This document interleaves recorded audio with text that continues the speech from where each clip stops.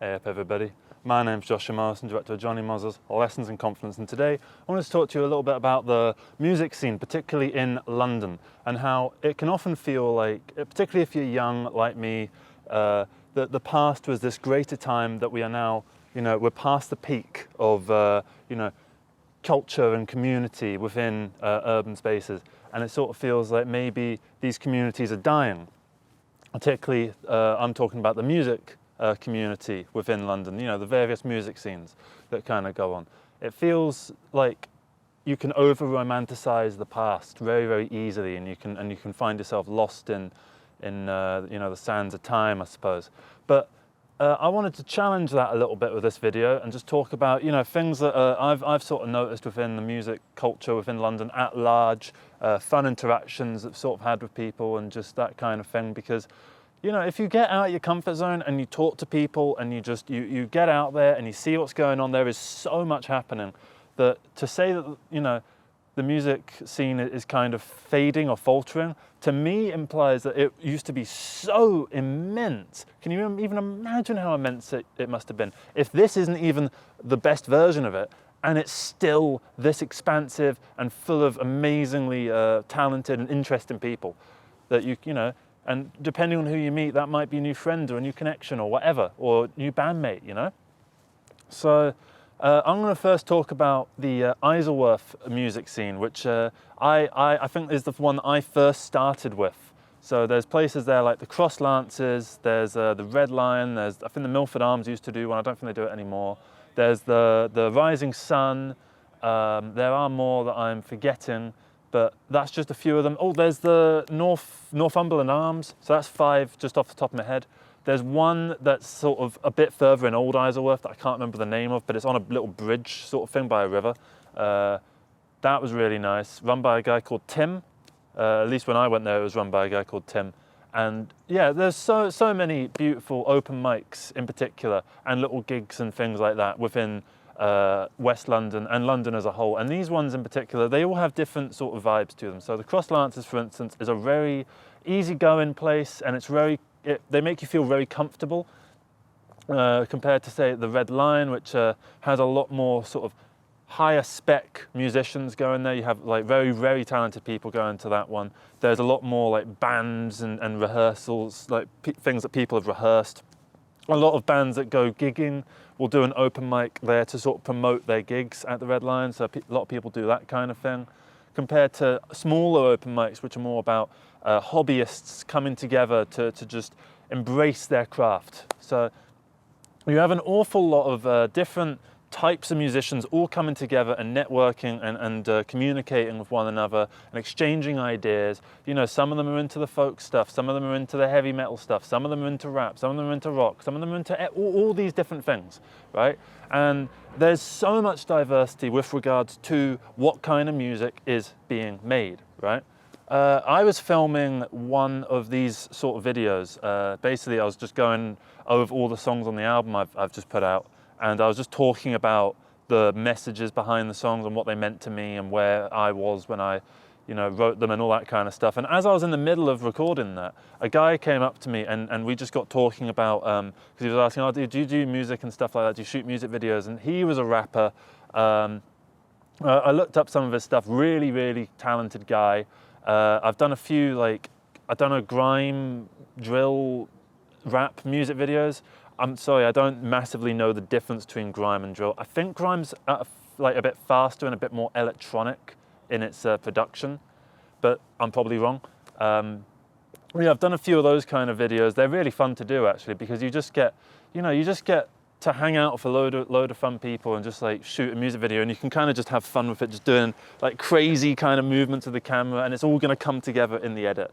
So it's a lot of fun doing that sort of video, and it's a lot of fun just talking to different types of people and finding different types of music. Like, I'm not particularly a big grime drill guy. I like a bit of Loki, a bit of Akala, stuff like that, but I've not really delved deep into it as an overall genre. And when I was hanging out with some of these guys, we were driving around in the car, and he was playing a song, and he was explaining to me what some of the lyrics meant, and there were multiple layers of thing to them in terms of the messages of the lyrics and the meanings behind individual, double entendres, but not as in like the sex way. I mean as in like two different meanings from the same phrase kind of thing. And it was so cool to see that kind of thing, because it's a genre, when I was growing up anyway, I didn't massively respect. I just thought it was a load of just utter shite, to be honest. But as I got older and older, I realized that you can't sit there in your own little world and block everything else off, because we are all part of the same world, and this music's going to exist whether we like it or not. So why not like it, Why not? It's better to enjoy stuff than it is to not enjoy stuff. So I thought I'll try and open my mind. I've tried to get into various pop and R&B and rap and stuff like that. All genres that I don't massively love, but you've got to open your own mind up if you're going to see what's going on out there in the wider world, because everyone else out there has a different little niche carved out for themselves. That if you want to join in with them, you're going to have to compromise on where your niche is and bond together through the music that you both like. And if you're starting a band, for instance, you might have one guy who's into Korn and one guy who's into Motown and one guy who's into Led Zeppelin, And these three things, if you just shove those influences together, aren't really going to work. But if you come together and come up with some unique, holistic vision between the three of you, then you might find something really interesting that has an audience, because you only find out by trying something new. Now, about the community within this space, I feel like there is just an unending amount of various people to meet and engage with, and I love doing it. I love going out and just talking to people and networking and stuff like that.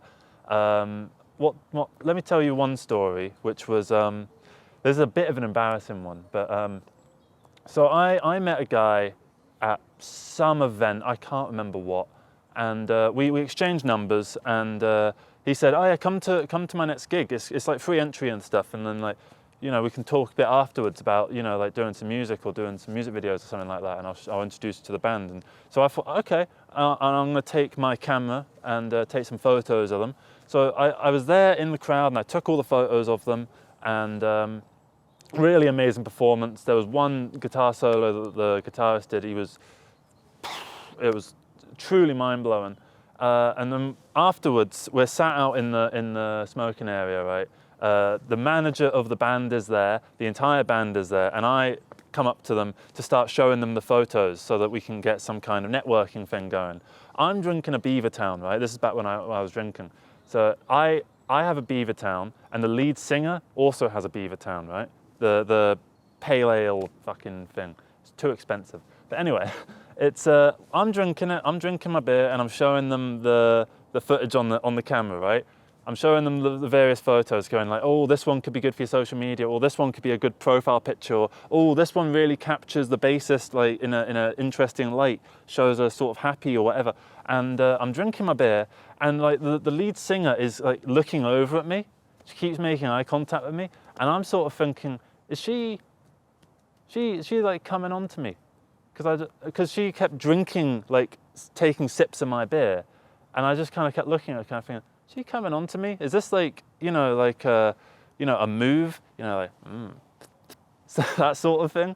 So I thought, oh, well, I'm not really into her, Is that kind of, no, it's just not for me. And so I start drinking the drink more, and after about 2 minutes and probably about, I don't know, 10 sips, she kind of goes, "Sorry, why are you drinking my beer?" And I said, "What?" She said, "You're drinking my beer." And I said, "No, I'm not." I said, "Yes, you are." I was like, "This is my beer."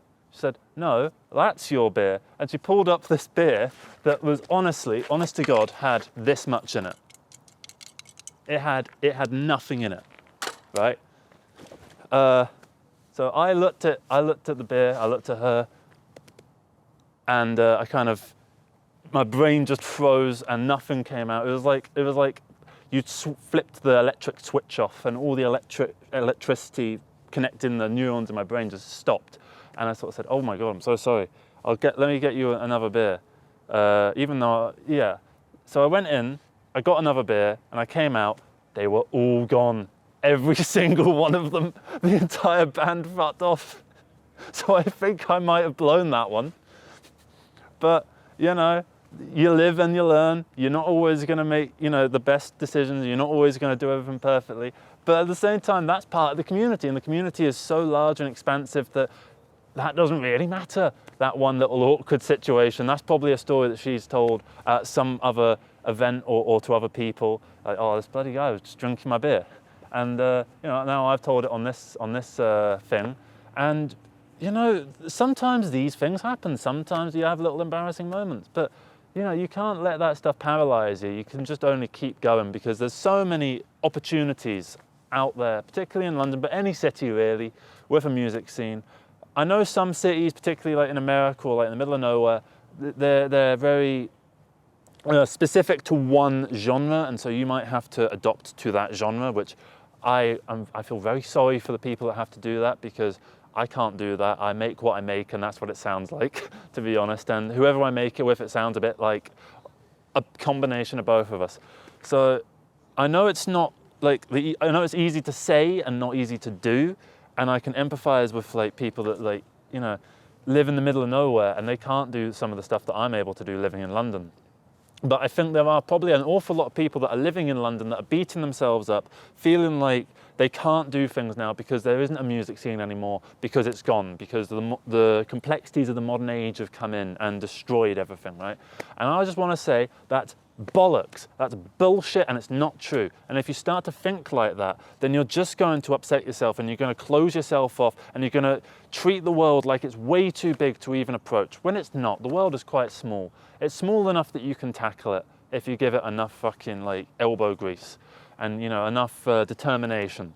And in my opinion, I think that the beauty of coming together as a group of musicians or artists in general is to have these human connections. It's not just about the making of the music or the making of the film or whatever.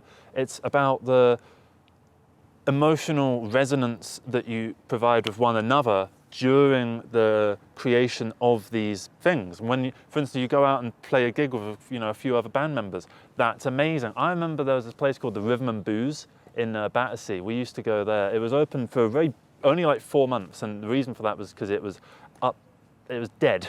I really loved it, but it was like you would be there and it would literally be you, your friends, one other group of friends, and the manager of the pub, and that would be it, right? And you would all just sit together and you would just have a laugh together. And it was like a jazz bar kind of place, and you would play like smooth jazz. I played there twice, desperately trying to keep up on bass with a bunch of musicians who really put me to shame with their proper classical training and their absolutely amazing improvisation abilities.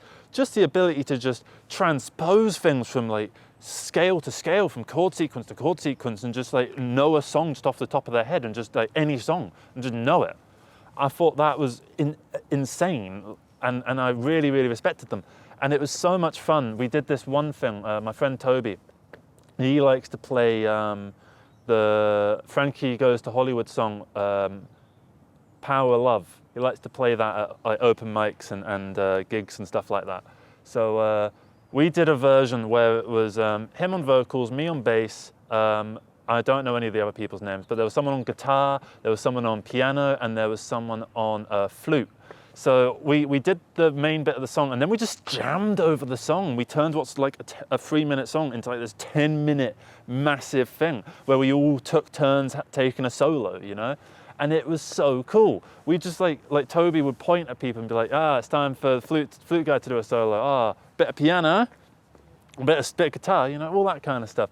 And it was amazing. And the community that came together, and when I would talk to some of those people, they were so engaged with other parts of the community that I haven't even experienced yet.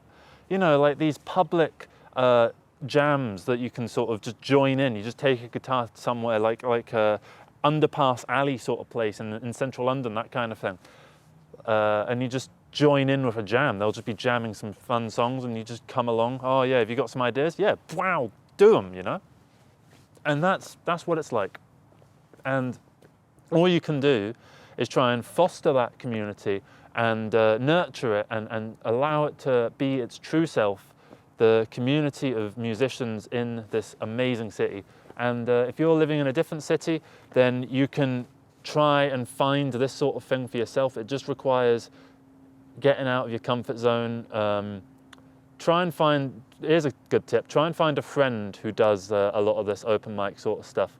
Because if you can ride on their bandwagon for a little bit, that helps, like, in terms of, you know how a rocket needs like fuel to take off, but once it's in space, it can kind of just go on its own. That's kind of what I'm talking about. So they're like the rocket fuel for you, if that makes sense. Like, you know, the first time I went to an open mic, I was terrified. I was absolutely shitting myself, and I barely knew how to play the guitar, and I somehow barely managed to scrape by. And, you know, I got a bit of a kind of thing, and I appreciated that, because I just did what I tried to do, and I took a risk, and it doesn't matter if it paid off or not. What matters is that I took the risk, and not, you know, that I just stayed in my comfort zone. And if I hadn't done that kind of thing, then I wouldn't have gone further and further. So it's fine to embarrass yourself on stage. It's fine to be a wreck. People are going to forget about it as you improve, you know. They'll remember, oh, you remember that time when you fucking did that song, and it was like that guy said that thing, and it's like, you know, people will remember those little things, but they'll just be fun little stories, you know.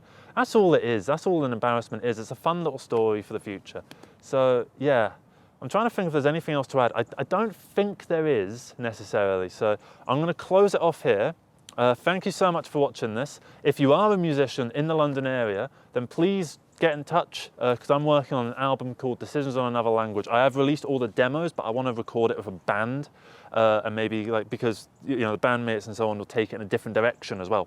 So we would have a lot of fun with that. Yeah, that's going to be all from me. Thank you so much for watching. Have a great rest of the day, and take care, everybody. Bye-bye. Oh yeah, did you notice this? You thought that was just there. You thought that was just there the whole time, but I put it there. Also, this is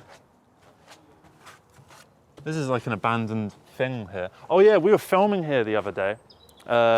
This is day 5. When I do the day 5 as complete video, I am literally, that's what all this fucking gaffer tape's about. That's why there's all this fucking gaffer tape here. This was me.